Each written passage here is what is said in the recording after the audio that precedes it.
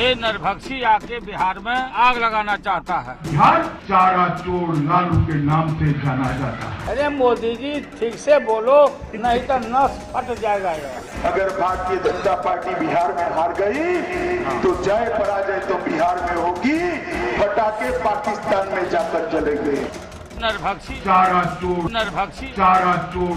गजब का सियासी साल था ये। बीजेपी सेंटर में सत्ता की अंगड़ाई ले रही थी।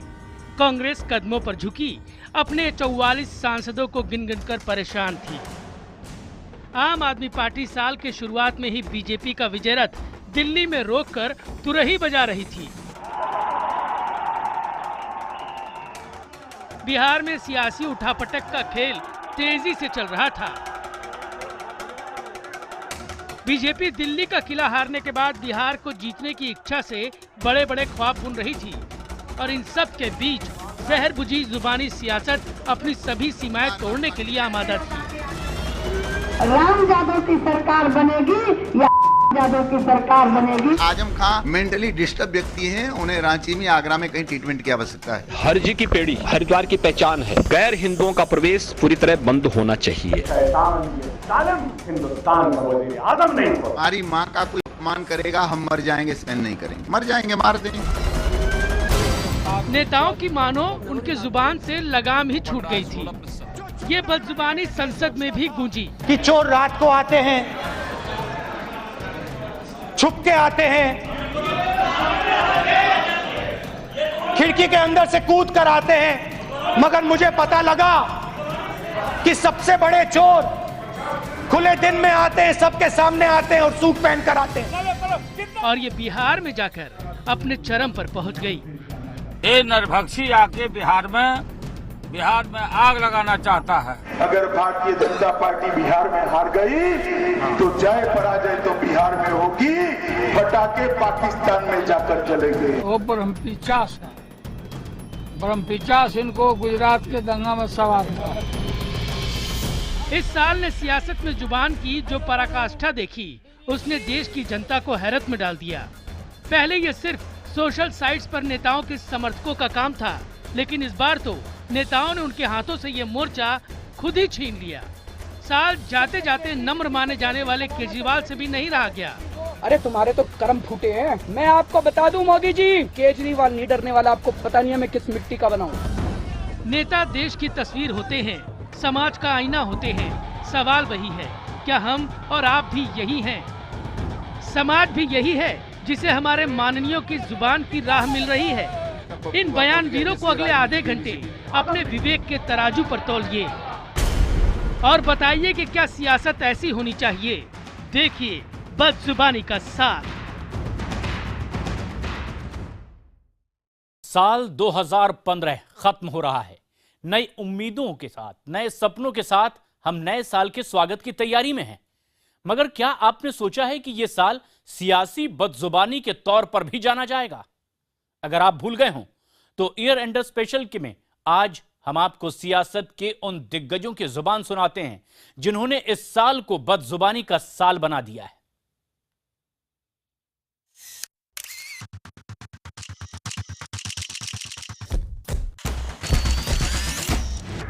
कहा जाता है कि सियासत में संयम बहुत जरूरी है, मगर हमारे चुने हुए नेताओं को ये बात सिखाना शायद आसान काम नहीं है।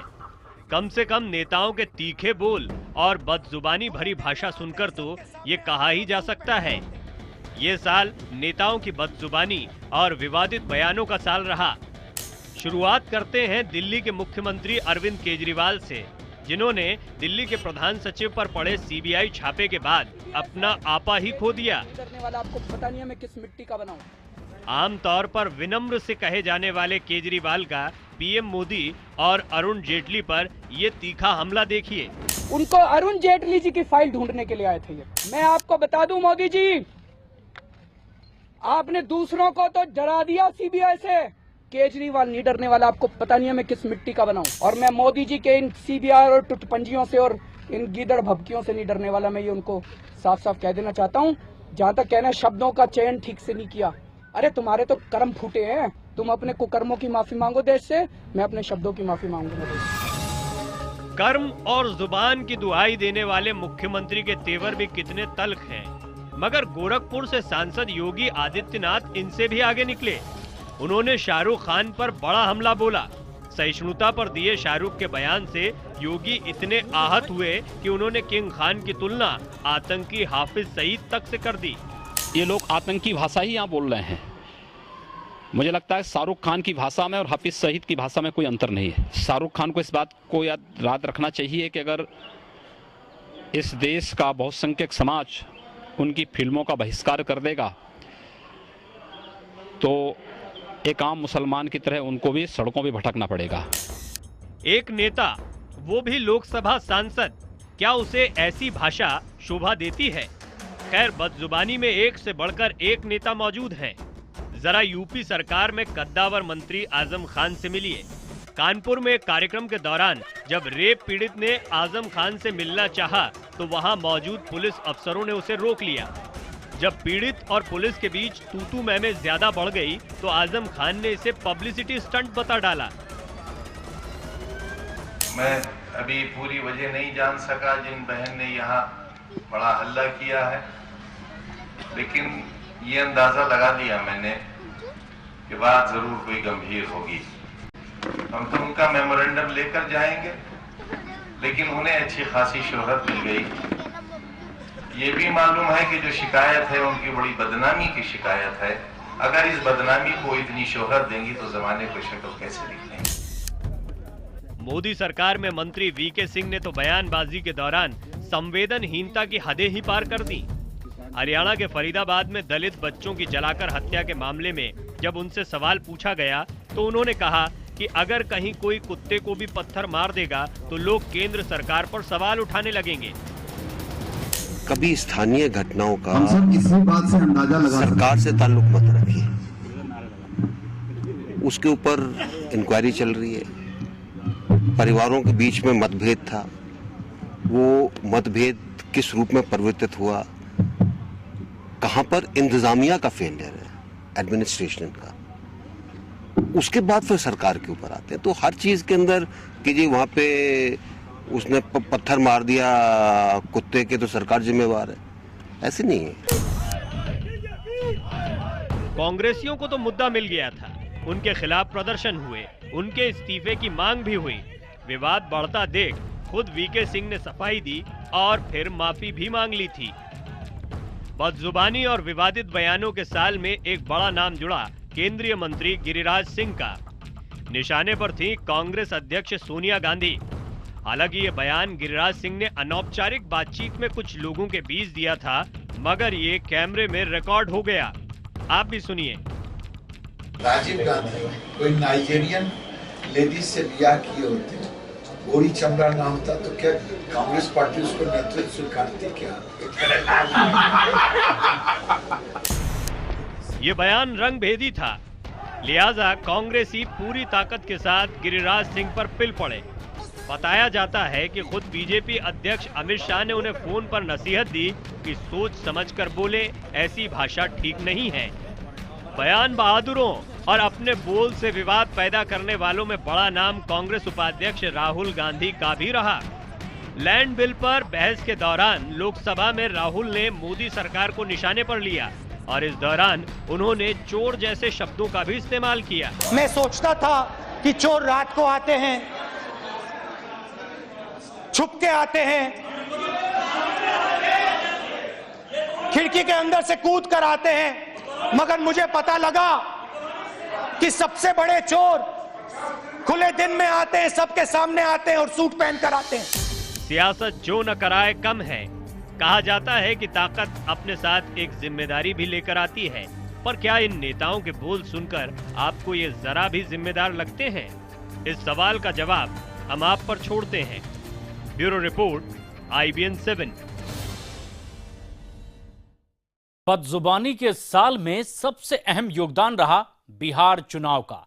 विधानसभा चुनाव में तमाम दलों के नेताओं ने एक दूसरे को नीचा दिखाने में कोई कसर नहीं छोड़ी और ऐसा करने में उन्होंने जिस तरह की भाषा का इस्तेमाल किया उसे किसी भी तरह से जायज नहीं ठहराया जा सकता। तो आप भी सुनिए नेताओं के ये जहर बुझे बोल। 15 साल पहले इन सब नेताओं की नजर वोटों पर थी, बिहार की सत्ता पर थी। चुनावी दंगल में जोर आजमाइश के दौरान इन्होंने अपना आपा खो दिया। सियासी बदजुबानी के सबसे बड़े सूरमा निकले आरजेडी अध्यक्ष और पूर्व मुख्यमंत्री लालू प्रसाद यादव। लेकिन उकसाने का काम किया बीजेपी के अध्यक्ष अमित शाह ने। बेगूसराय की चुनावी रैली में उन्होंने लालू यादव को चारा चोर कहकर संबोधित किया। और आज बिहार चारा चोर लालू के नाम से जाना जाता है। अमित शाह के इस बयान पर लालू का गुस्सा फूट पड़ा। तमतमाए लालू ने गुजरात दंगों का मुद्दा उठाया और अमित शाह को नरभक्षी बता दिया। लालू की पत्नी राबड़ी देवी भी इस मामले में पीछे नहीं रही। उन्होंने अमित शाह को जल्लाद तक कह दिया। कि गुजरात के दंगा में नरभक्षी के रूप में विख्यात हुए थे। नरभक्षी, इन नरभक्षी को बिहार में घूमने का मतलब हमको समझ में नहीं आ रहा है। अमित शाह बोल रहे हैं कि चारा खा गया, तई खा गया, तो वो कौन ऐसी करके आए हैं? तब पेशवा करके आए हैं। अपना बताइए ना, जेल में काट के आए हैं, मर्डर करके आए हैं, तो जल्लाद है ना। चारा चोर और नरभक्षी जैसे सियासी विशेषणों से बिहार का चुनावी पारा और बढ़ गया। अब तो दूसरी पार्टियों के नेताओं ने भी इसमें हाथ सेक लिए। बिहार में पहली बार किस्मत आजमाने के लिए मैदान में उतरी एमआईएम के नेता अकबरुद्दीन ओवैसी ने किशनगंज की रैली में केंद्र सरकार के खिलाफ जहर उगला। निशाने पर थे पीएम मोदी। अगर कांग्रेस 2004 में इख्तियार पर आने के बाद अगर इस शख्स को चार्जशीट करती, जेल में डालती, हथकड़ियां पहना देती, तो ये शैतान, ये जालिम हिंदुस्तान का वजीर आजम नहीं था। अकबरुद्दीन को जवाब देने उतरे केंद्रीय मंत्री गिरिराज सिंह।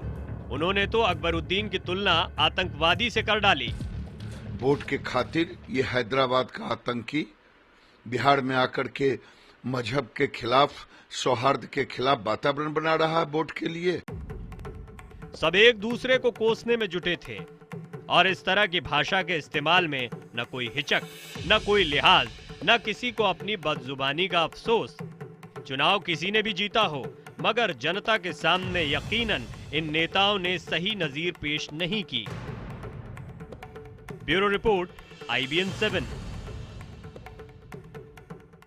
और IBN 7 पर लगातार जारी है साल 2015 बदजुबानी का साल। और गोमांस पर उठे विवाद ने कैसे पूरे देश को अपनी चपेट में ले लिया और देखते ही देखते कैसे शुरू हुआ बदजुबानी का सिलसिला।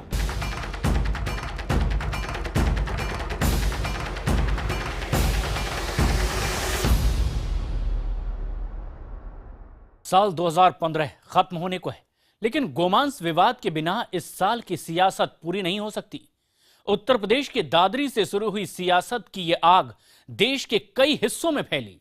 नेताओं ने राजनीतिक रोटियां भी खूब से की, मगर इस दौरान ये भूल गए कि जो कुछ वो कह रहे हैं वो कितनी बदरंग शक्ल अख्तियार कर सकता है।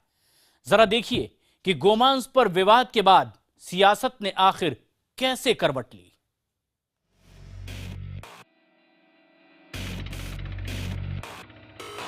साल 2015 में अगर बिहार चुनाव और नेताओं के एक दूसरे पर निजी आरोप और बदजुबानी का दौर चला, तो गौमांस पर विवाद में कई नेताओं ने अपने हाथ जला लिए।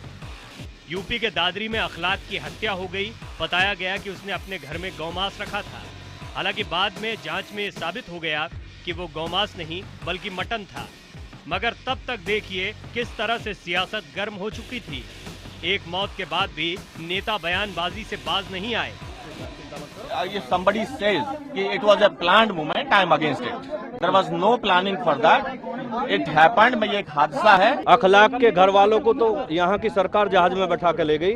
वो जैसे मुजफ्फरनगर में दंगे के आरोपी को जहाज में बैठा के ले गई थी, ऐसे ही गाय के काटने वालों को भी बैठा के ले गई। केंद्रीय मंत्री महेश शर्मा और उत्तर प्रदेश से बीजेपी विधायक संगीत सोम का गौमांस पर दिया बयान जैसे काफी नहीं था।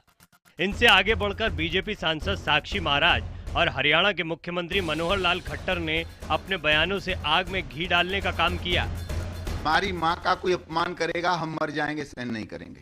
मर जाएंगे, मार देंगे। मुस्लिम रहे, लेकिन इस देश में बीफ खाना छोड़ना ही होगा। गौ मांसों को छोड़ के भी तो मुस्लिम रह सकते हैं ना। मुस्लिम समाज में कहीं नहीं लिखा है कि बीफ खाना जरूरी है। गौमांस विवाद के बाद सामने आए दादरी कांड पर खुद पीएम ने दुख जताया। राष्ट्रपति ने भी इस पर चिंता जाहिर की। सवाल ये उठा कि क्या इन नेताओं को कम से कम गौमांस विवाद पर संयम नहीं बरतना चाहिए था? क्या ये नेता ये बात नहीं जानते थे कि उनका एक बयान बड़ा बवाल खड़ा कर सकता है? Bureau report, IBN 7।